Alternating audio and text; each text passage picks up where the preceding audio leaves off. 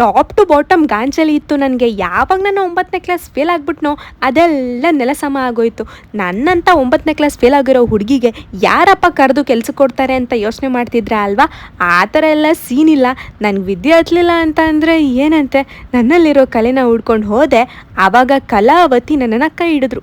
ಹೇಳ್ಕಳೆ uneducated ಬಡತವ ಅಲ್ಲ, ಹೋಗಿ ಬಂದು ನನ್ನಂಥ ಸಿಂಗಲ್ಸ್ಗಳಿಗೆ ಯಾತಕ್ಕೆ ಈ ಥರ ಹೊಟ್ಟೆ ಉರಿಸ್ತೀರಾ ಅಂತ ಗೊತ್ತಿಲ್ಲ. ನಿಮ್ಮ ಹುಡುಗಿ ಹೆಸರು ದೀಪು ಅಂತ ಇರೋದಕ್ಕೂ ನನ್ನ ಹೆಸರು ದೀಪು ಅಂತ ಇರೋದಕ್ಕೂ ಎಂಥ ಗುರು ಸಂಬಂಧ? ಅವಳೇ ಬೇರೆ, ನಾನೇ ಬೇರೆ ಬ್ರೋ. ಎಲ್ಲದಕ್ಕೂ ಒಂದು ಟೈಮ್ ಬರುತ್ತೆ, ವೆಯ್ಟ್ ಮಾಡು.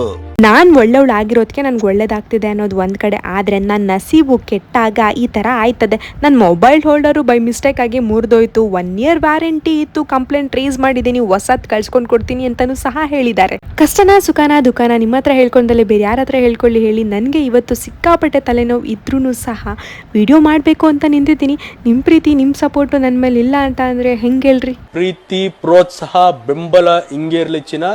ಇವ್ರು ಯಾರು ನಮ್ಮವರಲ್ಲ ಅಂತ ಗೊತ್ತಿದ್ರು ಇವರೆಲ್ಲ ನನ್ನವರೇ ಅಂತ ಅನ್ಕೊಂಡು ಬದುಕ್ತಿದ್ದೆ. ಆದರೆ ಇವಾಗ ಒಬ್ಬಂಟಿಯಾಗಿ ನನ್ನ ಲೈಫ್ನ ಲೀಡ್ ಮಾಡ್ತಾ ಇದ್ದೀನಿ ಅಂತ ಹೇಳ್ತಾ ಮತ್ತೆ ಸಿಗುವ. ನಿಮ್ಮ ಪ್ರೀತಿ, ಬೆಂಬಲ, ವಿಶ್ವಾಸ ಹೀಗೆ ಇರಲಿ. Love you all.